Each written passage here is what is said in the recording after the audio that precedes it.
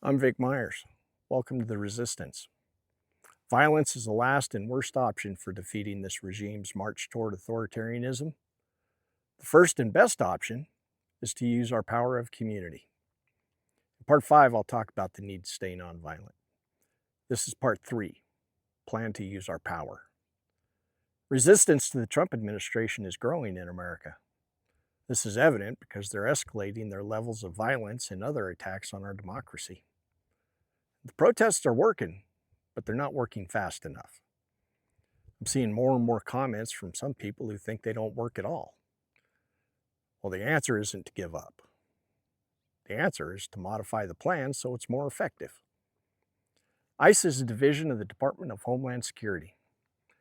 Kristi Noem is the cabinet secretary who's responsible for literally everything that they do.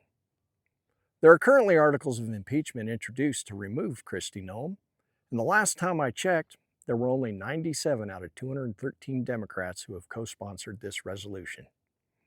Democratic leaders are calling it a waste of time and a distraction.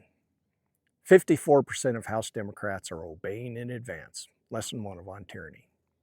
H.R. 7009 funds the Treasury and the White House. Appropriations are one of Congress's real checks on executive power, and yet only 57 out of 213 Democrats voted no. 73% chose funding over confrontation. That's the signal. Lesson 4 of On Tyranny. Tad Sturmer is a scholar of American resistance. He's also a former congressional staffer, and he recently pointed out that there are many tools available to members of Congress that allow them to slow things down and give them leverage to fight for changes in or sometimes completely stop progress on legislation. These are tools that Republicans like Newt Gingrich and Mitch McConnell never hesitated to use when they were in the minority. And yet our congressional Dems tell us that their hands are tied.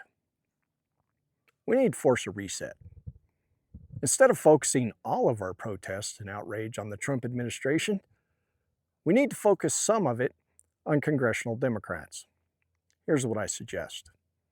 Continue protesting, but expand it.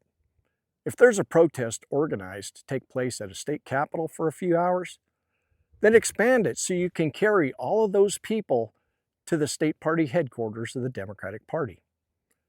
Refocus our protest energy to those who actually can affect change.